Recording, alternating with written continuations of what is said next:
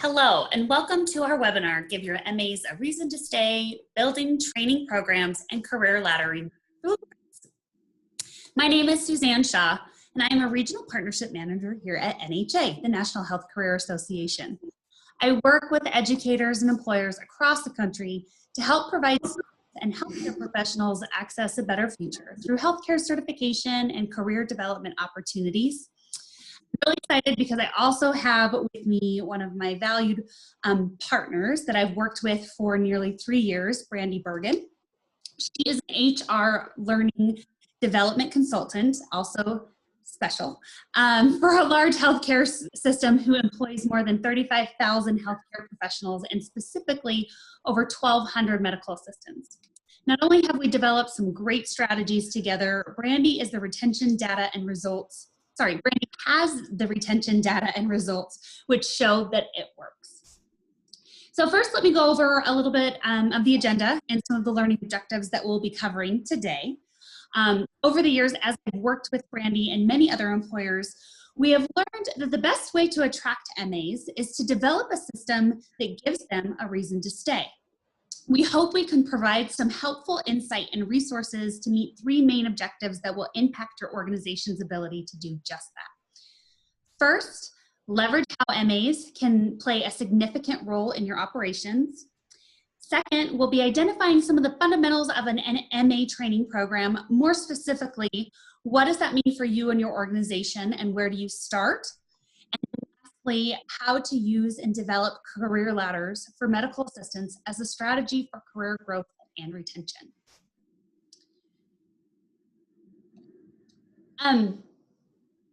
For years, we've been battling the challenges of a shortage of MAs across the nation, and the education institutions are really unable to produce enough medical assistants to fill that gap.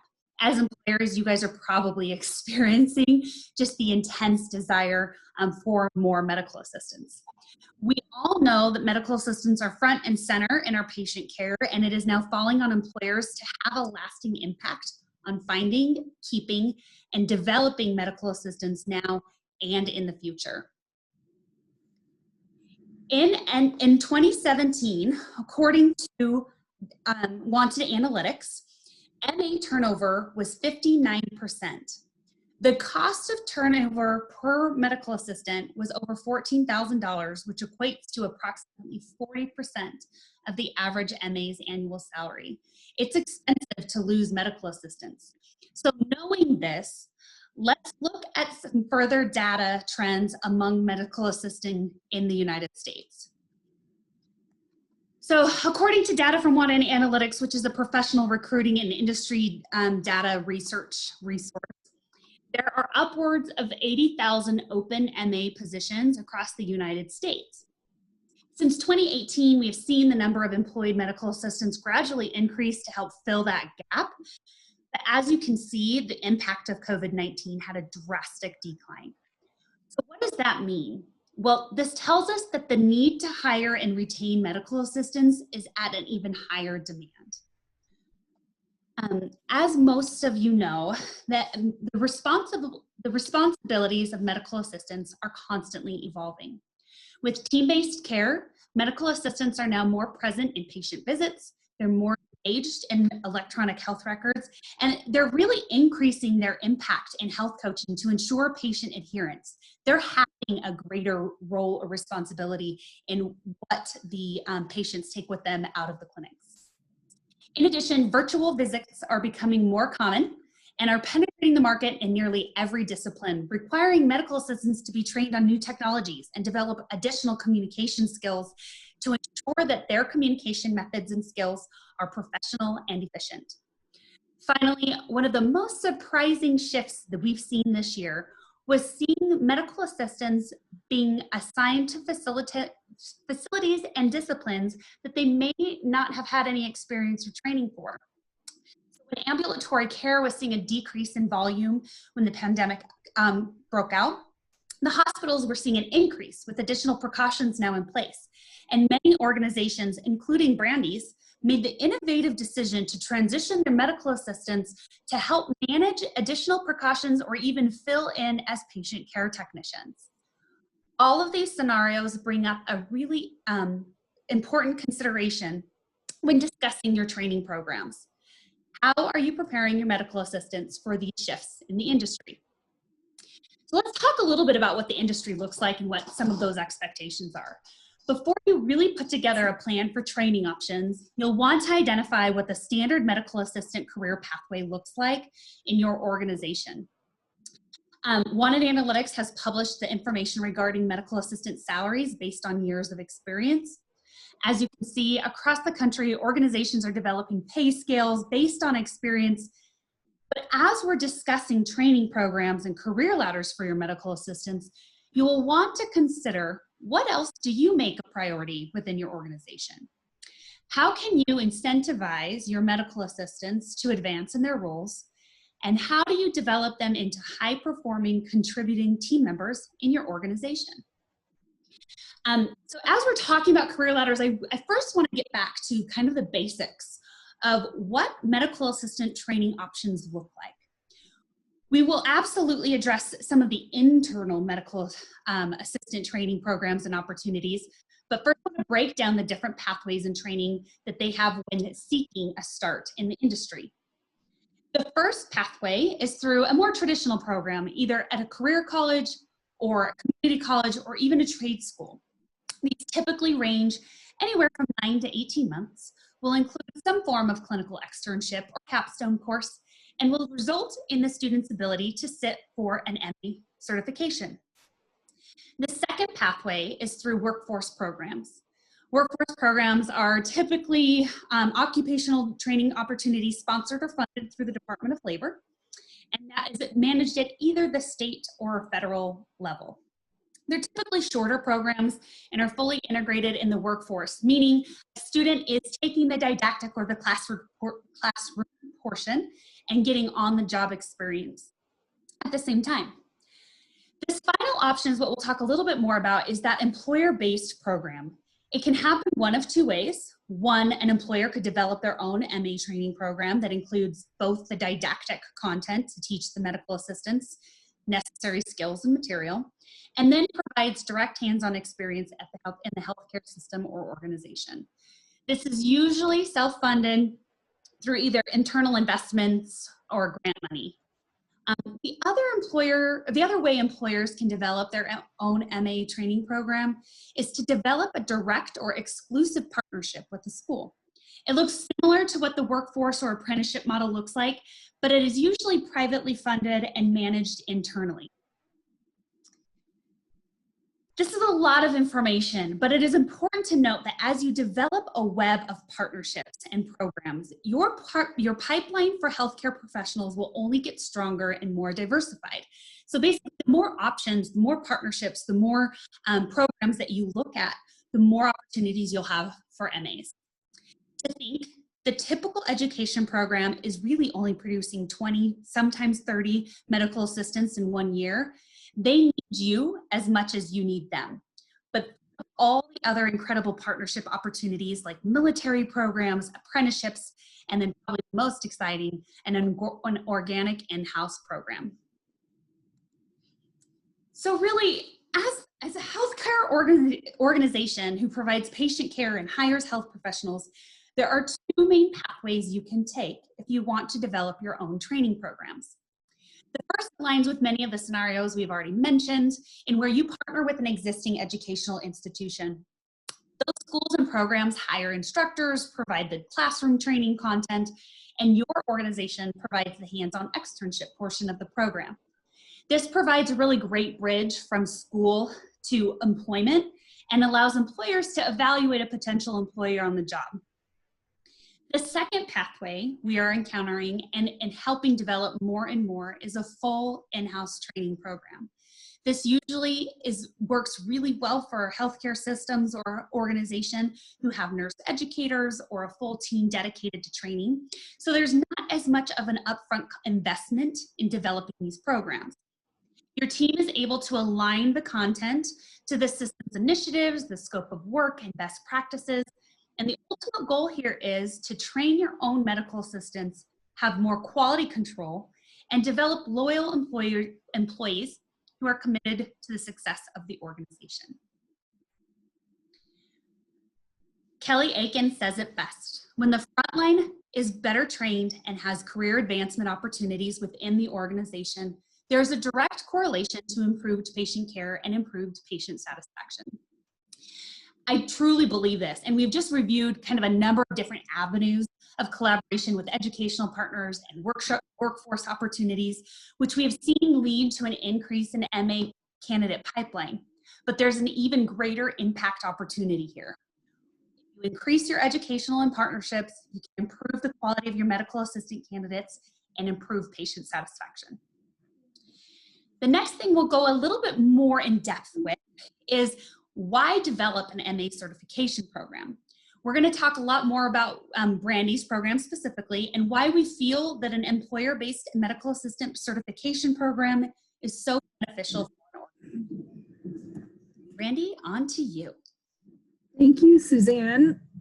So our organization created a career ladder providing advancement for our medical assistant team members if they were to become certified. So they started out as an MA1, and then upon certification, they could grow to a 2, and then there were other benchmarks climbing up that ladder.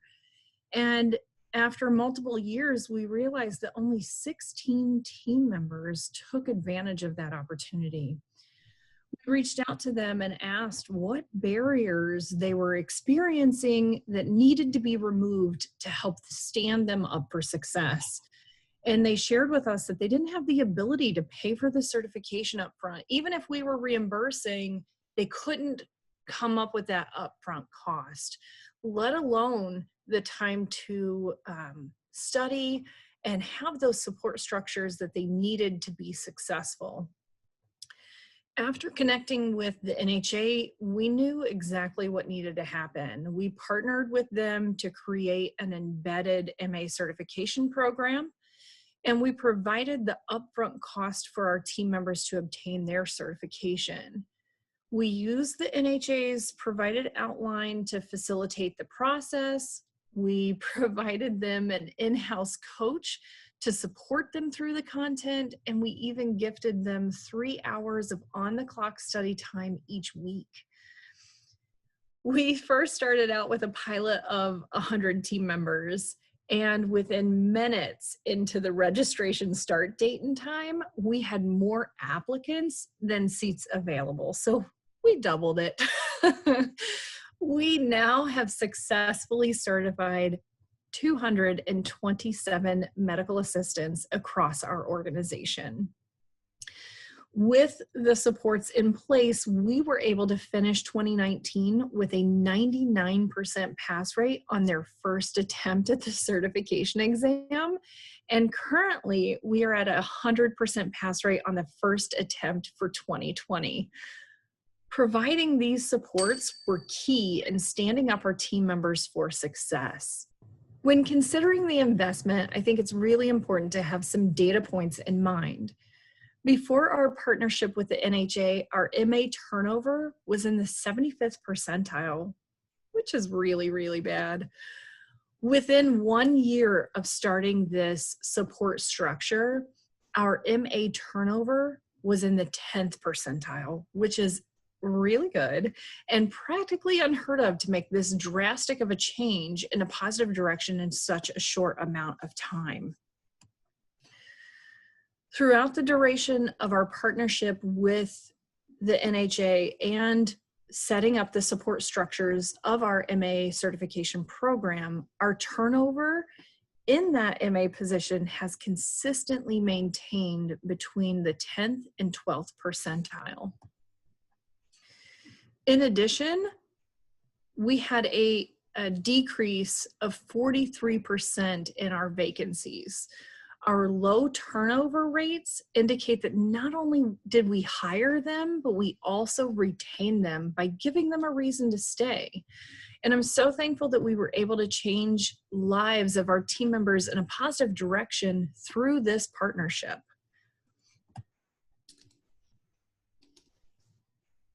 Brandy, thank you so much for going over, this important data. It's one thing We know as organizations and in the healthcare industry that you're constantly having to balance, where you spend your time in employee development, and having the ROI to justify that investment is so critical. And it has been really incredible to be a part of the success of the organization. We know it can be a little overwhelming and often intimidating developing an MA career ladder or implementing programs like this, but we are here to help. Here is a simplified outline to what steps need to happen. So first, we want to identify the motive, really what your goals are here. Hopefully we have provided some of that today, but we want to think along the lines of increasing retention and also increasing the quality of your medical assistants and their training. Two, you'll want to put together your baseline competencies. So we showed you the MA levels reported by Wanted Analytics that are just based on years of experience. But we've heard from Brandy some really great recommendations on certification, leadership. Do those align with your system? Are there additional skills or even micro-credentials that you would want your medical assistants to include on their steps in the career ladder? Next is to outline the career ladder. So great news, if you haven't gotten started on your career ladder already, we can provide you some sample outlines, although most of you probably have something in place already. The design phase will be specific to your organization and really what your goals are. But this is where you will want to get your final buy-in from stakeholders and ultimately the return on investment. You want to identify the team who will be part of that education and implementation process, and that's the really exciting part. You likely already have job descriptions in place, but once the program has been formalized, you'll want to ensure that job descriptions and opportunities reflect the appropriate language and are applicable to the roles you have developed. So getting closer to the implementation, you'll want to educate the leaders, think practice managers, recruiters, etc., just on the process. They will be key players in getting buy-in from your medical assistants and from just the process. They'll likely be fielding the initial questions, so having a frequently asked questions, or what we like to call a one-pager available, that outlines that process will be really helpful. Finally, make the formal announcement and generate excitement. This is an awesome opportunity for your medical assistants to think big picture and what's next for them. Really give them some motivation to be committed to your organization. A great way to do this is to assign champions from within your medical assistant pool to be peer leaders and truly lead the way. Here is just a sample medical assistant career ladder with some of the skills or requirements that may be included in those steps. As you can see, things like certification, advanced skills, leadership responsibilities, they're all great opportunities to consider and include on your career ladder. No project is complete until you have sat down and evaluated your success. So Brandy shared some of their great success. We looked at pass rates, we looked at participation numbers, and we even looked at the return on investment for the organization. We are providing some sample measurable outcomes that you can track, and hopefully you will be able to see some tangible results.